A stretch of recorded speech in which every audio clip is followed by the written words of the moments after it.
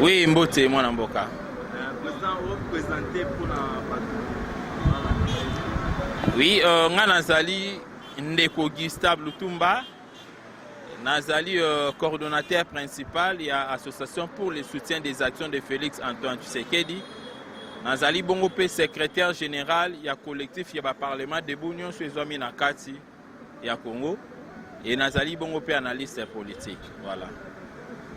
Tozo bela mingi mingi pour l'actualité oyo ezali ya lelo oyo tozo bela directeur ya chef de l'État ya cabinet olobi mingi pour Oui, na oyo ezali koleka lelo na mboka na biso. Ça n'a jamais été fait. C'est la toute première fois depuis que Congo est à la Congo. Na ba différents régimes les cas, na ba différents présidents au baleka na katamboka oyo. Ba directeur ya ba cabinet na bango bazalaki bato banda ekoko isaba mitindo na ndenge moko oyo ekokai ko sepelisa kaka bango moko ezala ya mabeto ezala ya malamu. Tout le monde se soumettait.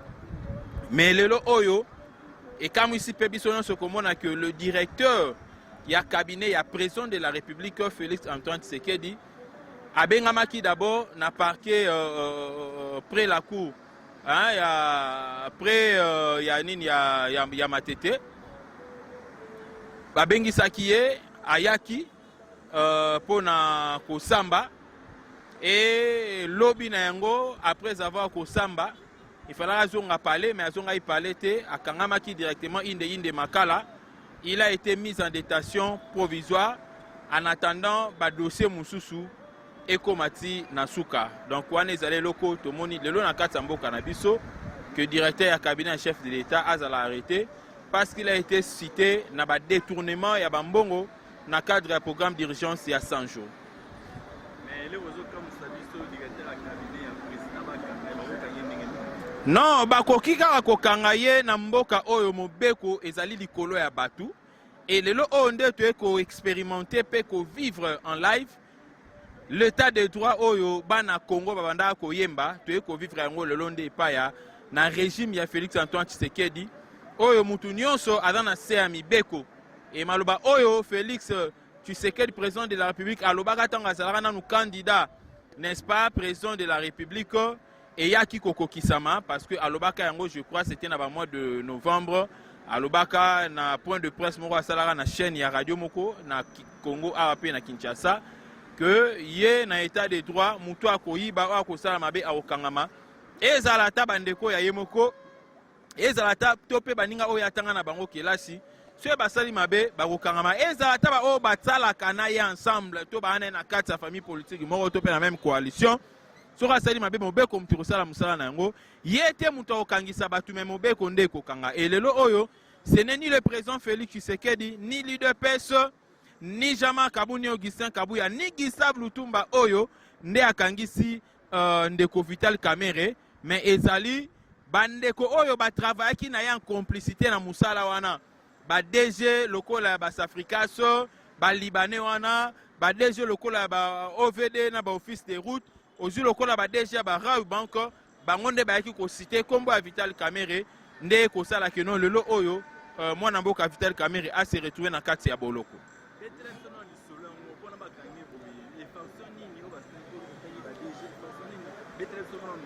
Non, infraction oyo wana ezali eza détournement de fonds alloué na programme il y a 100 jours. Vous voyez? Il y a, selon ce que nous apprenons jusque-là, il semblerait qu'il y a eu 450 millions de dollars au Ebimaki dans le secteur Mogopona ko travailler dans le cadre de 100 jours. Oyo. Mais c'est comme ici, Yemoko a viré qui na compte na ye, topé bande kwana ba viré là qui est na ba compte na ye, une somme environnante plutôt, il y a 250 millions de dollars. Mais nous attendons quand même parce que Waneza ba oyo lobami na minoko abatu. Bien que ça nous prononce officiellement et pas il y a un juge au Badalaï au Sambisaye, mais ce qui est vrai aujourd'hui, Vital Kamerhe est mis en détention provisoire parce qu'il aurait détourné de l'argent et parce qu'il a été cité dans la Batunion sur Obazan à Kati à Boloko.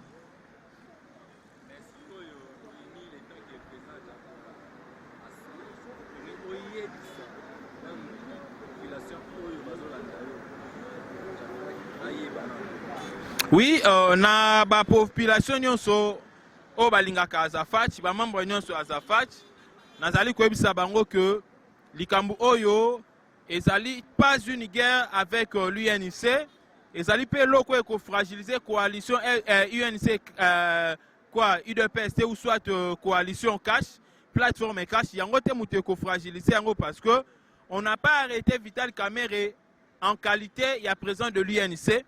Mais Vital Kamerhe est arrêté en qualité de directeur de cabinet, il y a président de la République. Et il y a le directeur de cabinet à président de la République. Le la bakombone qui cité dans le détournement des fonds, il y a un bakangé parce que Tobé Tamasolo, il y a état de droit. Mais Tobo Sanate, Tozali dans le système où Tozolo Bela et Yana Bokono Yamabe. Et côté Libiso, je m'excuse, Nakat, il y a un beau cannabiso le lot, coronavirus ou Ezali Kobomabatu. Nazali ko profiter pour nous sensibiliser na ba membre nyonso ya Azafach aussi na population congolaise nyonso to ba na ko respecter ba mesures barrières nyonso ba pesi biso to tusaka na maboko te so lingo touser au former coude na yo au touser to garder distance ya 1 mètre ndenge ngape to za ba ndeko ba journaliste to lata ba masque na biso so rozali surtout infecté et aussi to boya ko sangana kesika moko au-delà de 20 personnes.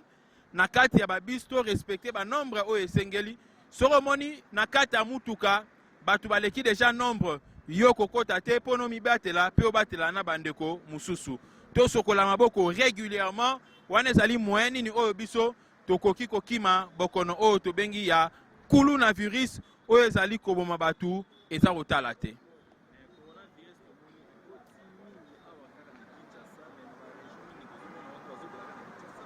Oui, ezana nukara na Kinshasa, mais quelques cas ezalaki signalé local na Goma, il y a eu quand même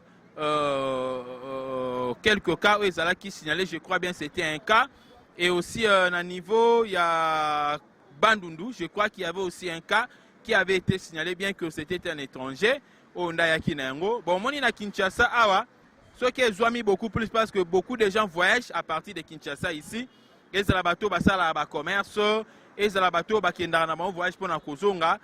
vraiment des Kinois qui voyagent beaucoup plus à l'étranger. Mais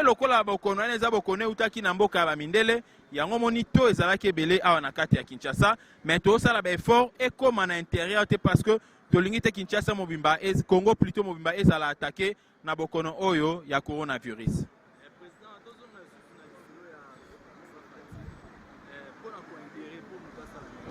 Oui, pour nous adhérer à Azafach, siège Nabiso, topé bureau administratif Nabiso, ezali na limité 10e rue, na ngambu ya industriel, juste na petit boulevard, eza na immeuble Célio, donc sur telemika na boulevard, na petit boulevard sur na 10e rue côté industriel, au moment na immeuble moko ya chocolat, ezali à peu près na 7 niveaux, et toiture nango ezali verte, cassée, donc ezali na 7 niveaux sur le côté na 4 toza na 3e niveau local 3 otunika tozo luka cordon Gustave Bakoye Bisayo topé nazo luka coordination topé direction ya Azafach bakola kisayo ata nazate ba service ezana bakoyamba pour na rosala adhésion na yo adhésion ezali à ofele on demande pas l'argent pour l'adhésion mais sauf que carte sur rosala adhésion na yo mutinyo sa somba carte na ye voilà.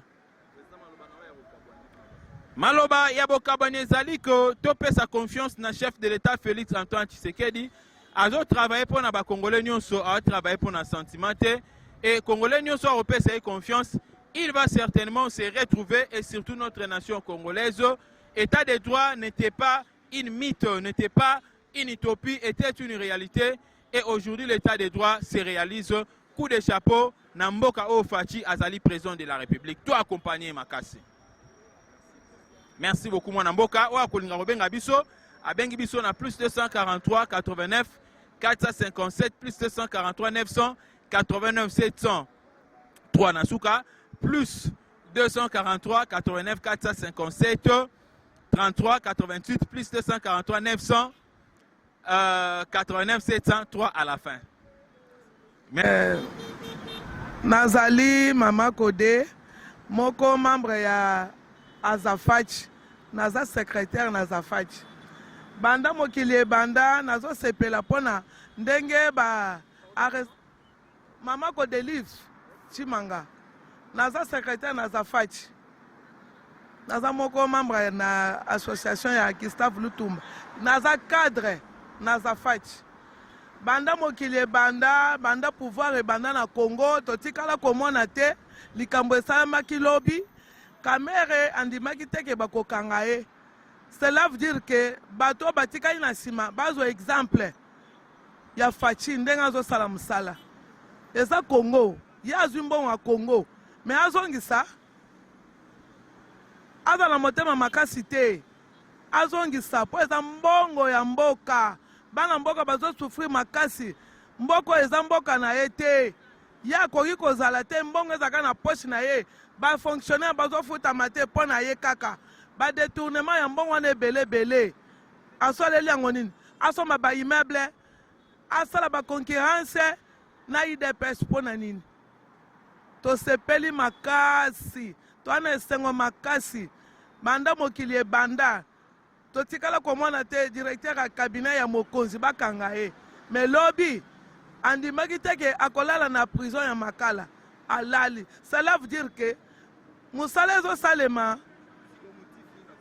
détournement ya fonds mbongo eza ebele aza na 71 procès batraité ka misato 68 wana etikali ayebi soir na ye te eza impossible tosepela makasi Congo musala ezobanda musala ebandi batika distraction yuma yo mpe landa kamere ozolanda ye bobanga te botala bisika bozali bomituna moko na moko oyo ayebi ke aza na procès babongama po justice ezosala musala état de droit ezosala musala état de droit ezosala musala. Merci nasepeli mak. Bonjour président René. Bonjour les journalistes. Oui, moi je suis président national de la GISAF, Association des jeunes de l'UDPS pour le soutien aux actions des chefs de l'État. Nazali, secrétaire dans les collectifs de parlementaires debout. Et Nazali Moko, Yaba président, il y a Parlement, il y a UDPS, Nakatia Congo. Donc Nazali ko assumer, on dirait 3 fonctions dans le niveau de la partie. Ndelo Gezali ko pesanga chance, il y a relevé la partie comme communicateur. Mais président, tout le monde a 38 ans, il y a IDPS, le qui président qui se dit Alongola, président Kamere, Achaina Kasho, mais tout le monde maloba oh lobaki, Yangwela Nika Kamere lelo Akasho. Merci beaucoup parce que vous allez enregistrer Malamou, Makamutolobaka. Nous ne sommes pas communicateurs dans l'UDPS par hasard. C'est parce que nous connaissons notre métier. Et là, on a Tolobaki en fonction de Makambu Mabe, Ndeko Kamera Salaki, na niveau ya cabinet chef de l'État. Les locaux mona ke Maloba Tolobaki, Zamba Salingulu et Kokisami, c'est pour dire que Tomonaki déjà Mabe, Yango Tobelelaki. Tobelelaki pourquoi Tolobaki, Ndeko wana, depuis la commune la présidence de la République, à côté, il y a chef Nabiso, chef de l'État. Azali Kaka Koposé Baki Yamabe, Mouyibi na Mouyibi, Makamnion sur Yamabe, les longs Zambe à confondre. Place Yazali, et ça place Bongi naye, parce que Mbongo ya l'État congolais, Zambongo ya koyibate, et Zambongo ya kodetournete, pas ces ébélés sociaux à Batuna, nous simbite, toujours l'ité pour social et simba. Mais social et aussi manenginin. Ceux qui Mbongo mouké côté na crise de l'État, moutouazui. Mbongo mouké côté na crise de l'État, moutouazui. Et ceux qui peuvent battre na bazo yiba, bazo zonge la ka vina bango normal, bazo sala comme si rien n'était. Et zo pesa exemple ya malambu na ba mususute, musu pa koloba ceux qui ngapé na yibi, moyen bakangangai, ezate. Yango ko kangama ye.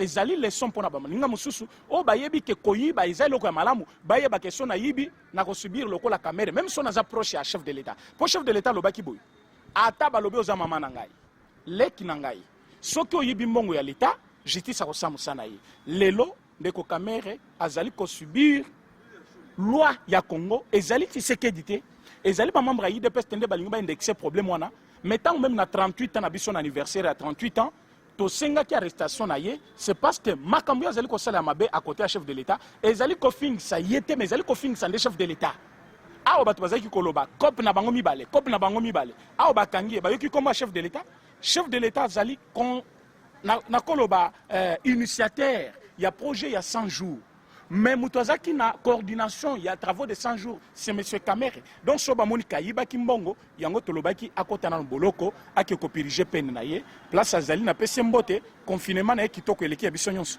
mais balandi balobi ke message ano pesa ki pesa le temps ki yoza na kata IDPS message ana pesa ayokeli oka poza na kata IDPS yango apesi itindo ke bakanga Kamere toboyi trafic d'influence mais s'il faut kolobaki toza parmi ba mingongo eyokanaka bayokaki basaleli yango parce que ba vérifier mai tolobaka pamba te tolobi ayibi ba vérifier ba moni ayibi basaleli pe yango topesi lungonya na chef de l'état na biso po ayokaka base et base na ye alobaka te pamba base alobaka so amoni mais chef de l'état pa ye kokanga Kabila te ay kokanga Kamere te plutôt mais alobi justice asala musala na ye tango justice abengi comme renseignant justice amoni ke baza mabe comme baza mabe nde omoni balongoli ye place na ye afandaka na Gombe batindiki ye na niveau ya Makala asala prison na ye donc makambo wana etali UDPS te eza problème ya vol na ye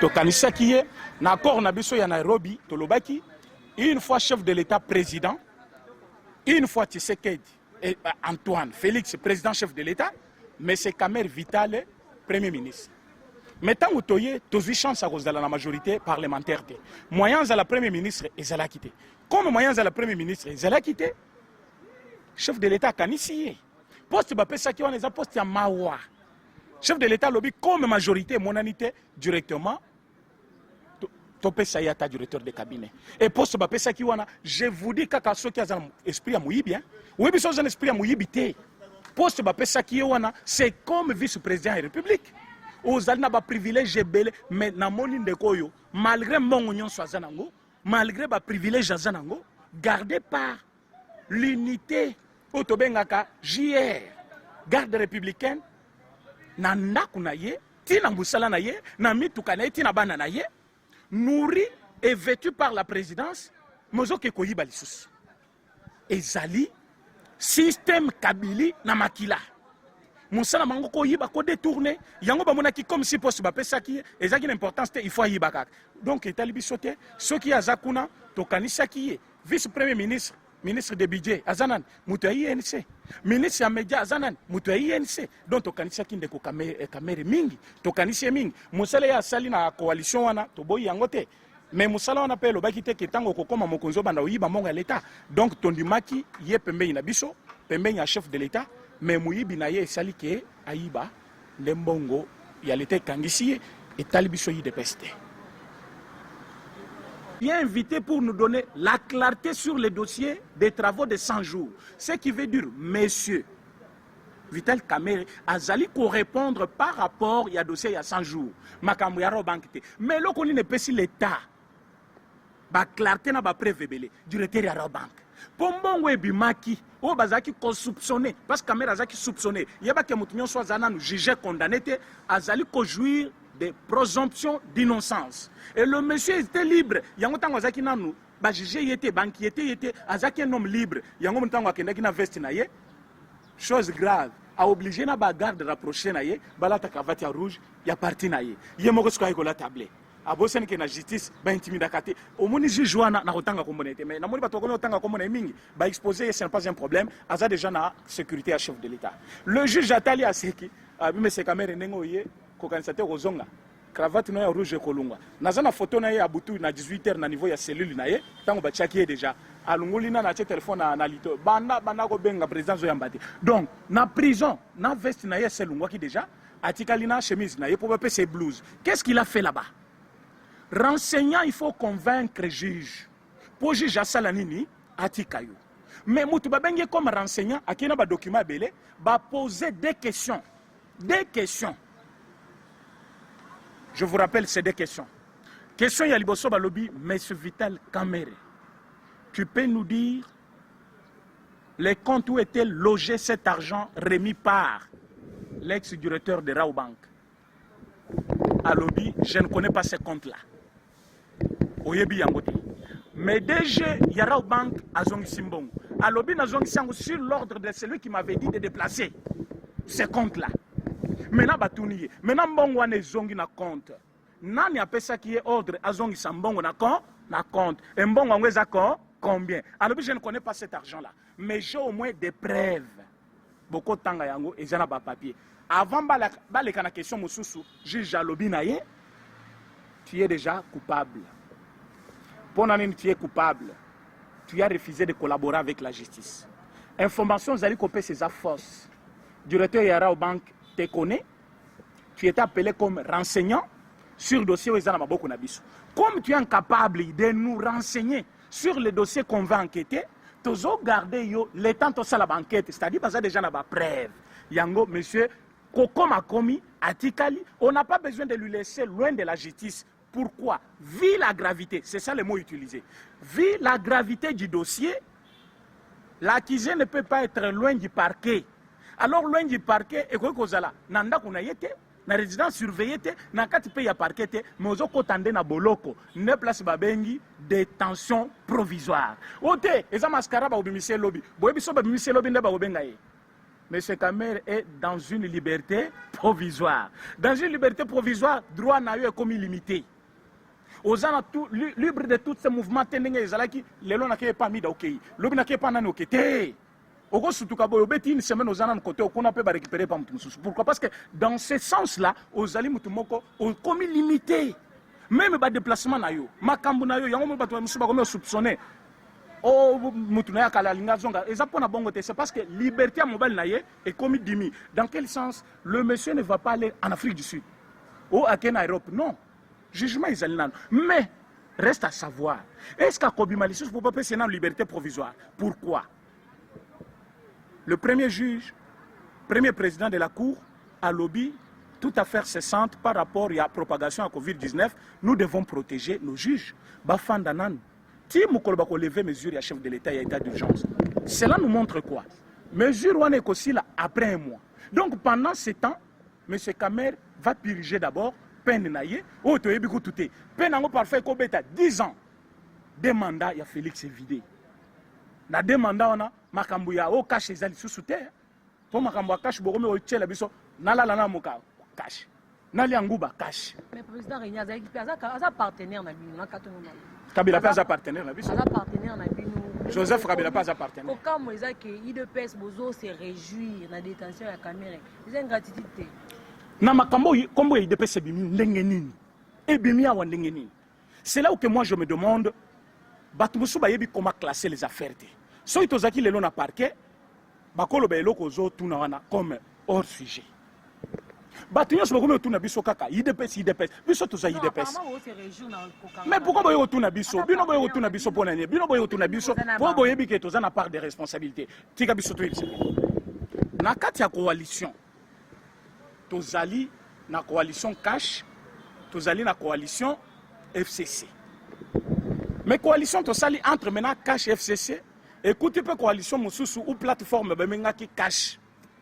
Ces plateformes-là, elles allaient composer na INC, IDPST. Elles allaient composer INC et alliés, IDPS et alliés. Il n'y a pas qu'à s'échanger de données.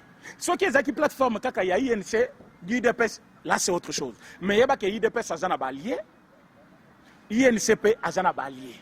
Et raison pour laquelle, quand après, qu'on voit comme on est en prison lobby, ba député ne sont pas président. Oyebi ceux qui boye baki angote bande kwa INC na funda ba député wana bakendaki baki oyebi sa président eloko moko yokande ba lobby na communiquer na bango bolandaki yango mais parfois boyebi idée te o bakendela ki kuna ba ifsi président biso batu ya INC biso batu ya nani toza simana au président soki ezali possible même que azali condamné justice à sala musala na ye biso to kopesa mutu muso soit remplacé et lingi kolobate to boaki coalition boyo kamaloba batwana.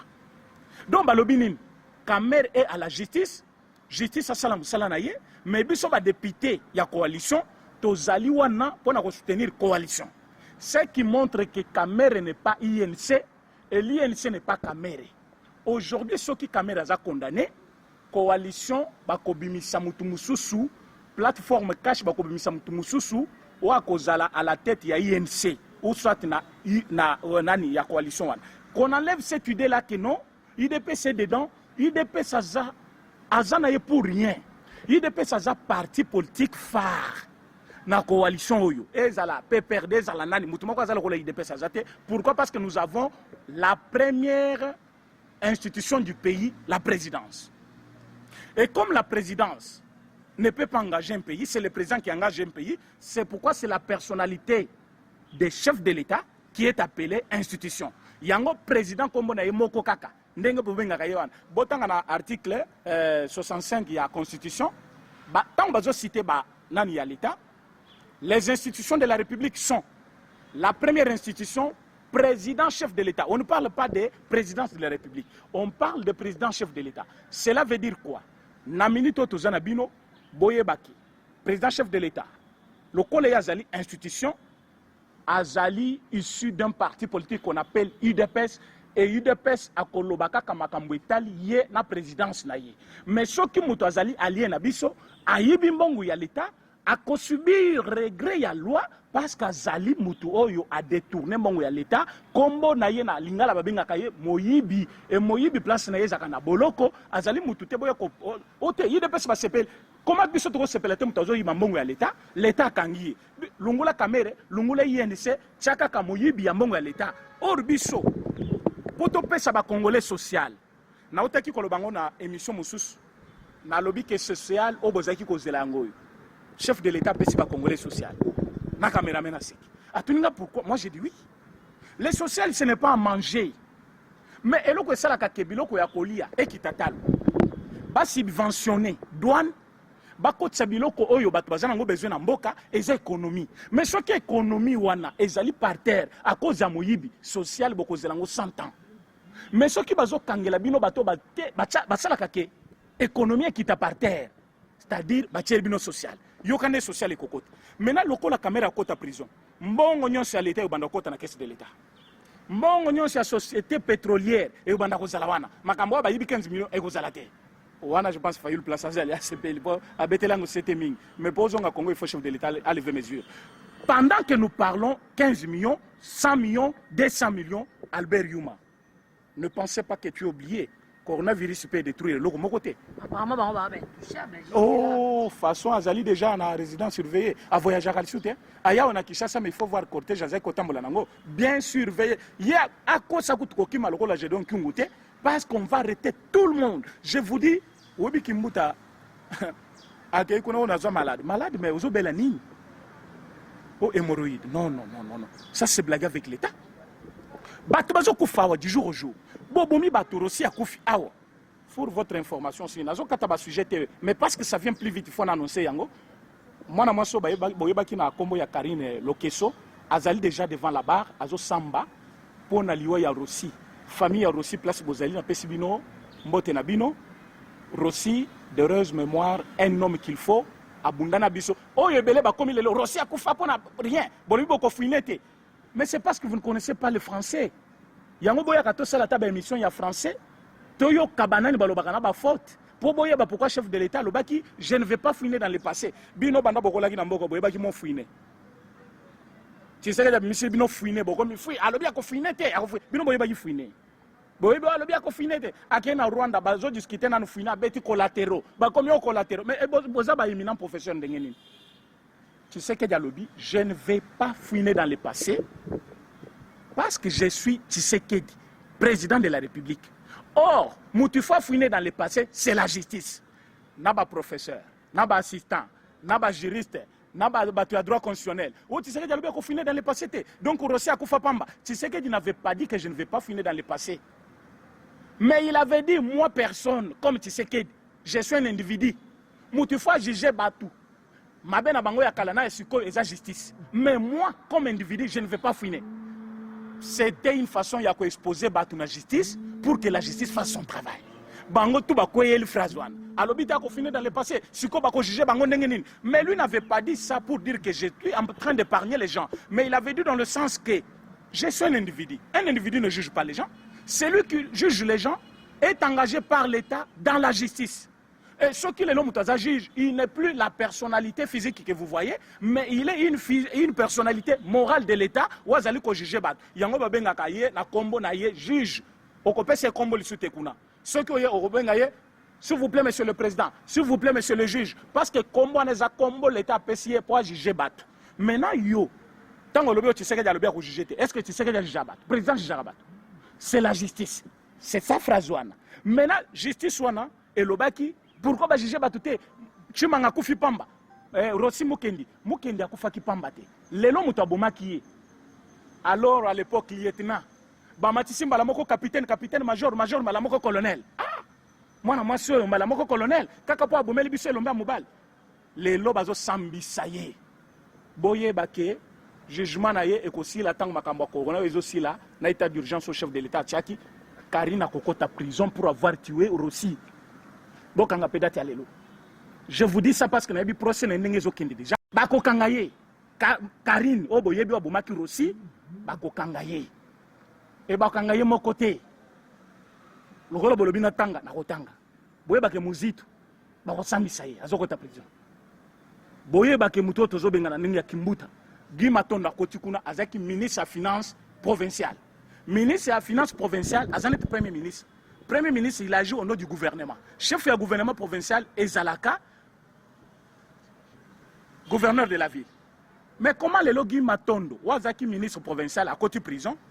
Oyo mena wazali gouverneur afandi libanda libre a comme actionnaire tina banane hein boyo lo ba vie privée zate pona muyibi ya mbongo ya leta mutaza gouverneur ya ville province de Kinshasa makomi actionnaire tina Barcelone ya zimbongo ngwa azimbongo muyibi moko comme jamais vu yango mona kindeko kungwa kumanza lobi chaque gouverneur ya PPRD azali ko verser 12 millions de dollars la caisse PPRD par 12 millions. Même moi, j'avais douté l'information. 12 millions par mois. Ce n'est pas possible. Il y a d'autres touché Yangouapi. Non, c'est une information. Il faut te vérifier l'information. Tu vas vérifier. Mais moi qui vous dis, je suis l'un. Il y a Bato Bagenda qui cause un bongo. Il y a PPRD ou à foutre la randa qu'on a venu Ngouma. Là, j'ai travaillé encore dans la SNCC avec l'actuel Premier ministre Ilunkamba. Nazaki commis la sécurité. Na niveau kuna donc so bayoki ki oza mutu ya IDPS donc soki mutu beleli ngai kuna mutu ya IDPS façon nazaki ko blâmer ye po baye bangai te donc so batindi biso na PPRD ba futaka $3000 na ndako wana ndako eza na avenue Nguma eza ndako ya SNCC à l'époque Cadel donc PPRD obo yebi wana wa sali 18 ans na pouvoir wana siège na yo bobona na avenue Nguma a futelaka $3000 par mois jour au biso tozu pouvoir na janvier 2019 il faut boye baké PPRD azaki na nyongo ya SNCC il y a 3 ans wa futité yilunga yilunkamba comme azaki déjà na boyoko zanga boyoka ni na PPRD atindikeli bango mukanda ba futi mbongo premier tranche biso nde tokina uzwa yango ba futi 12 mois batika na mbongo il y a 24 mois bosala mena $3000 fois 24 ça vous fait combien mbongo il faut ba futa mais biso Etienne Tshisekedi avant kufa atikeli biso siège il y a eu de pèse na boulevard na limité il y a des niveaux et sombama na ba millions de dollars yango toza capable ya koyebisa bato que nous sommes le premier parti politique une force politique ya liboso pe ya munene o toza capable ya kosala makambo ebele voilà pourquoi règne na biso et pe sa bato palpite te po nyonso boyebaki que c'est impossible biso to ko rendre yango possible. Ça commence avec monsieur Kamere. Ne pensez pas que c'est mascarande bozo benga yango non akei akobima te soki ozolinga oyeba ke za réalité c'est la tourna yo tango ko za la tourna yo ndenge na bisinde ko muzitu ndeko mususu na nga bosana ye na ko bosana ye te Shadari ne pensez pas que vous avez épargné hein boko kutana kuna bino nyonso bobano pesa na mbote chaque matin na ba fenêtre boko zala kuna et puis pavillon 24 et fungwami pavillon wana to check yango couleur to embellir ezozela bato nde pavillon bebisa motema kabila chaque jour tango azotuna directeur de prison bosande ni kuna o bachena no mutute akanisaka e bomba mika pona yi eza pona yete baze bele bakota kuna même yepe aza du nombre mais pour akota kuna il faut yebake akozala yemo côté bakolite na yeba bandi kokota soki yozo sirika pourquoi 24 bache mutute caméra za déjà kuna bozala mi balo za yemo côté monsieur Kabila donc bozala belé mosusu benga na tonga lelo ye azana niveau ya Londres alobi na ngai président René Kamere c'est bien. Tolingi Kabila. Mais yomo obanda ochanga makelele. Kamere. Lelo Kamere est parti. Attendez aussi voir monsieur Kabila. Il va partir. Est-ce que Lelo personne ne pourra lever son doigt. Tu sais que Moutou Akangi, Kamere. Non, c'est la justice. Bah, combien bien l'invitation dans le dossier de 100 jours, Kabila Kokende de la même manière que Kamere, et beaucoup de tu sais que des félicitations. Pour Nani, Mukolo Bakokanga Kabila, et Gozalo la Kamere. Bobi quand est-ce que Bobandi Koyem Banzembo à Kamere? Azamoutumabe, tu sais que des Obangaye, Poaza Kochinaye, Yamuta Salazo pouvoir.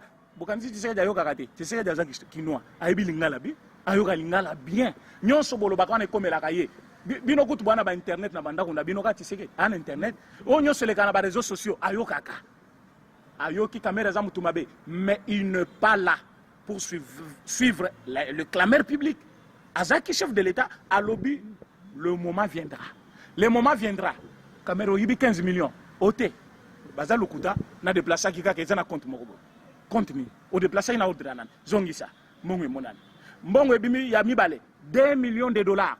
Dossier ya minéré na niveau ya miba nana yibi mbongo ote je donner lobo babengi jo donner lobo yoza conseiller na ngai mbongo ke wapi ngai te Kamere babengi je donner lobo libanda wana bo sepele bakangi je donner batiki Kamere et yeko bima 100 jours Platner abimi te ngai te Safrika Saza pour rien mutabimi simbongo mabe directeur de cabinet babenga ye tu sais que tu peux à limite asa mutu alobi monsieur ça fait combien de fois je t'ai déjà posé des questions concernant ma kambo vol na cabinet oyo to kota na yo présidence, c'est là qu'il faut le dire, parce qu'aussitôt élu président de la République, n'a prêté serment, n'a nommé yo.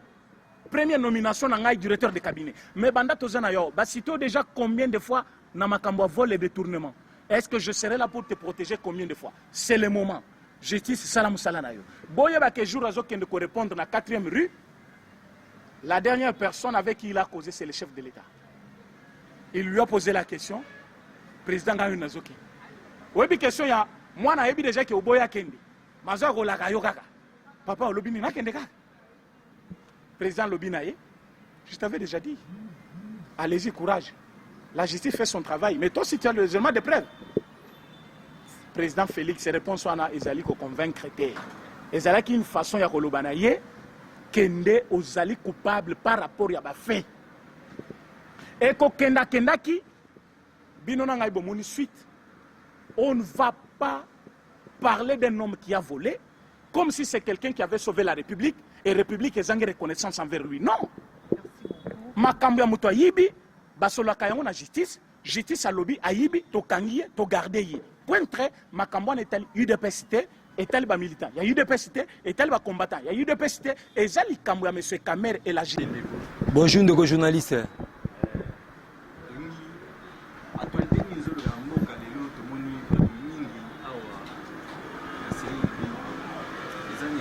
Actualité à Moko, ils allaient avènement, il y a instauration état de droit où Félix Antoine Tshisekedi dans Memeli Bisso. Parce que état de droit dans Mboka, ils occupent classe politique. Ils ont la moutia IDPS, ils ont la moutia Lamuka, ils ont la moutia PPR, ils ont la place dans la Bolok. C'est la raison pour laquelle le directeur, il y a le cabinet chef de l'État, moi Mboka, le président de l'Union nationale congolaise, il y a parti chez Vital Kamerhe, tant Ali Koloba. A fêté premier jour, il a passé la toute première fois Pongi na na boloko ya makala auto aliko benga centre pénitentiaire ya makala ba reprocher ni ba travaux ya 100 premiers jours d'urgence aux acquis gérés na service ya présidence de la République. Maintenant comprendre était ba tunaye ba loba biloba loba ote IDPS acharnement politique c'est faux. Bino ba militant te ba combattant te ba opportuniste. Si on a bien mis opportuniste, je sais pourquoi on a plaisir à mon angai. Bino opportuniste INC, biso IDPS, biso de Sali Kamere. Ayo azo to la moto na sima na biso. Mais bozolo ba kote ba travail 100 premiers jours d'urgence, il a qui gérer na ami privé, il y a Tata Mukonzeko le combo na Nico Kabengele mais c'est faux. Le chef était clair. Tata Mukonzeko la qui va travailler premier dirigeant le chef de l'État c'est qui n'échangera non loin il y a siège national il y a biso IDPS. Oui, ils sont mis en 11e rue. Mais, nous sommes contre Kamere, mais nous défendons les antivaleurs. Parce que nos vaillants combattants, Bakoufa pour les antivaleurs, depuis 1960, si le lot a couvert dans Mboka pour l'état de droit. C'est la raison pour laquelle, dans le cas de l'état de droit, ayant droit à la rater, magistrat suprême, devant la loi, tout le monde est égal. Bien que la loi est dire, mais nous sommes censés respecter la loi. Il y a un état de droit, même. En tout cas, bravo. esika Konde Tshisekedi ali otikela biso mwana otika akoma mokonzi. Aujourd'hui yene mutu amemele biso état de droit na mboka. Yango moni c'est pour la toute première fois dans l'histoire ya mboka un directeur à cabinet chef de l'État sala boloko. C'est pour la toute première fois un ministre en charge de l'intérieur. Il y a vu le prophète de Kinshasa, Doli Makambo, dit ça ferme. C'est pour la toute première fois un ancien ministre de la Santé, Oli Lunga, le traître, ancien médecin de Konde Tshisekedi, il fait la prison 5 ans ferme. C'est pour dire qu'il peut classer. Attends, il communicateur IDPS, moi, président parlementaire debout, ceux qui le lot. Nabuki Mibeko, place na boloko, c'est que actualité zoreni ngwana yango monito beta bale mikolo na nenga mabeke, c'est pour kolaksake état de droit côté na mboka. On n'est pas contre la Vital Kamerhe, mais on est en train de défendre les antivaleurs parce que nous avons lutté pendant 7 ans pour le vent.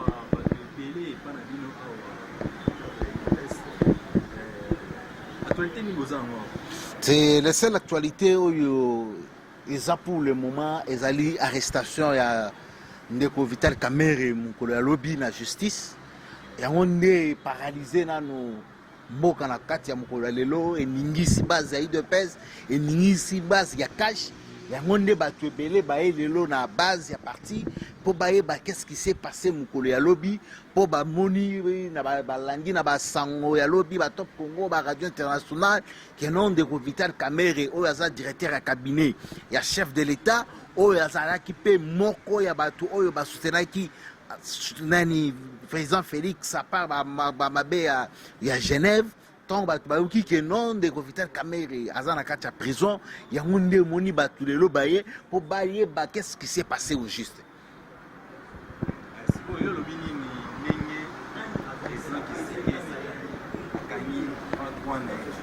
Non, ezali na ligina corriger place wana ndeko journaliste ezali président Tshisekedi mutu akangisi Vital Kamerhe te ezali état de droit.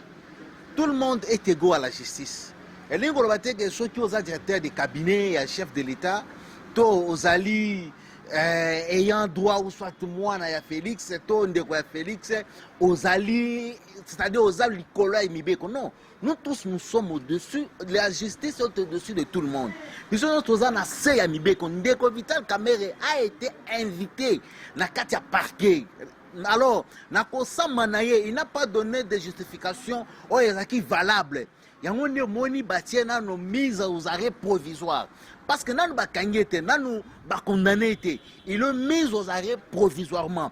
Après un moment, à Kobima, pour Bassambisae, ceux qui ont l'ongité à ce moment-là, ils sont condamnés. Ceux qui ont l'ongité à Kobima, c'est-à-dire qu'ils ont deux voies. Ceux qui ont bini, que nos avocats n'ont défendre, soit yemoko, après si explication claire, que non, peut-être dans ma camoye, ils ont invité, ils ont un problème. À Kobima, mais le problème est que Azana a une justification valable et qu'on nettoie. Parce que sur la scène politique, dans le moment où Azana baisse ma casse. C'est ce qui est là. Nous attendons maintenant que dans le prochain jour, tant qu'on invité des sous soit comme prison makala pour qu'il ait ko samba. Ceux qui a l'unité à kokene. Biso toza na pona ko protéger parce que attends président Félix na ba moment ya ba campagne, je me rappelle na nini ancien interview na ya saki na Top Congo. Alors que une fois yé au pouvoir, ata oza mwana mai na ye, ata bolia kana ye sikamoko, ata bolala kana ye ndaku moko. Mais une fois aux problème na justice, hier kokote la yote ou soit alobaki pe ya kozala na régime na ye a kozala na justice faite à la présidence de la République té. C'est-à-dire il y a une séparation des pouvoirs. Justice est libre pour ça la moussala nango. Vital Kamerhe bien sûr te reconnaître. A soutenir qui président Félix. Basala qui campagne. Azaki ko benga ye beau frère na ye. C'est là beau frère. Mais na minute oyo ata maman Denise Azan attend ya kolobate parce que la justice n'est Vital a un problème na de peste, a un problème na Kabungu te, a un problème na justice congolaise. Il a la justice. Soit que la justice va trouver que non, il est digne, il y a un problème à Kobima. Mais soit que la justice va trouver que non, il y a un problème, il y a un bon il y a 100 jours. Alors il doit partir. Mais tout le monde est dans le siège national pour la caméra et la INC. Tout le monde nini balingaki bato baye balingaki basala marche mais tomoni bapolisier batondi kuna ebele. Non, omoni, je ne peux pas condamner Batouya UNC. Ce sont des sympathisants à parti. Nous n'avons que droit à réclamer pour nous concernant bango. Mais il faut pas tout mettre tout là-bas banane. Est-ce que nous concernant bango?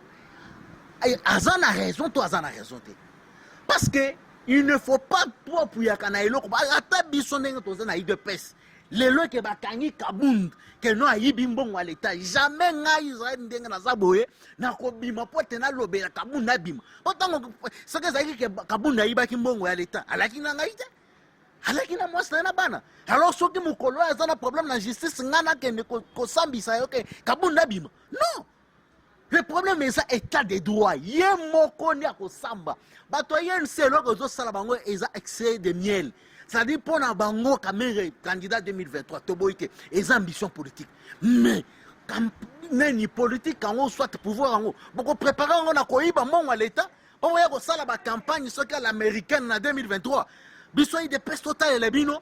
Non, tout ça on a été.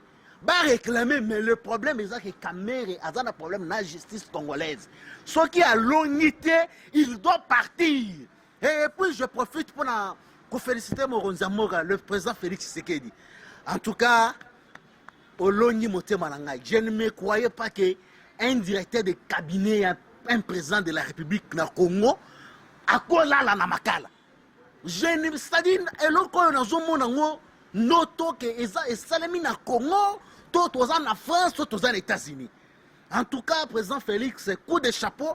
En tout cas, pour est-ce qu'il y a un entourage à Félix Tshisekedi. Même que Félix ne joue pas. Pendant bango bango mon attend mususu que non Félix aza mutomamo boye yuma, mutomamo boye lobakate non. Ne faut pas blaguer avec un lion qui dort. Félix c'est un lion doux qui dort mais tant il y a ko la muka, eza batu nyonso bako paralyser. Et comme il va tout même Félix a lâché Kamere. Félix a un problème dans la Kamere. Kamere, mon toit Sami, c'est Félix. Mon toit Sami, c'est Kamere, c'est la justice congolaise. Nous avons prôné pour l'état des droits. Lito, yo papa Tshisekedi, Litaki, papa ya Félix, mon président Nabiso, leader Nabiso, Litaki, Nenga, Kwena, Mabele, et ça pour l'état des droits. C'est-à-dire, au moni ministre à Samina, mon toit dans mon côté. Ok, ceux qui m'ont dans mon côté, ou à l'ONU, ministre, ok, prison. C'est ça l'état des droits. Et moi, en tout cas, toujours félicité le président Félix. On a un ministre FCC. Ah, tu as osé la scoyo. L'Ikam Albert Yuma. C'est-à-dire, il faut aller. Pour ah, on m'a dit que l'Ikolo et Mibé Kwazate. Toujours, c'est la paix du dossier Albert Yuma. Oui, caméra qui? Ma cambois de 100 millions dans l'ambassade. Non, tu es bien sur l'angote. Yuma yene yanke, ou toi, non, Aza Yuma. Il faut y aller caper la justice. Kamere, directeur de cabinet, et président de la République. À quelle prison? Et bon, Yuma, ceux qui DG, ceux qui n'en. Non. Awa eza état de droit. Au sale. Ok. Non, Vital Kamere, on a eza mawa plein. Navi. Kolingate olia ibele. Yo pona yo monaki Félix alokola camarade na yo. Président zo bimala ti bleu yo pe la ti bleu. E komi bana mapasa bana mama mat. Eza bongote. Félix aza muninga na yo te. Siko lelo nde o sentir non, une de paix c'est une machine politique. Biso basakana kana biso te. E koma ki moment mo bo ba zaï de paix stay. Biso ba zaï de paix tozawa ata onazu musala te mais naza combattant ya de paix. Na pona kite na litaki te pona zo musala ngo nini ya mbongo leta ozu ba yibi okangi yo na kende ko kufa bo mwana nanga boye pona mbongo leta jamais biso tuzana misale monana tokota na ba entreprise to sala musala na minito ni sala ba leta wana ngana ko mobanga po e komi ata 100 francs okei Félix azo sakana te baleki na ye bazo kende prison bongo ngayo ngana metika boye Félix a blague, a muntu moko ozoye ba position na été. Quand on a une minute, il faut caméra aille Félix ya lobby, ya campagne na walungu na batu mususu, et ça Félix a commis le na oyate. C'est-à-dire ça Félix ya melama, alobi que il faut être na mi bimisa, pour que na mi bimisa avant campagne. Ah, tant so ba ba pesa na chance.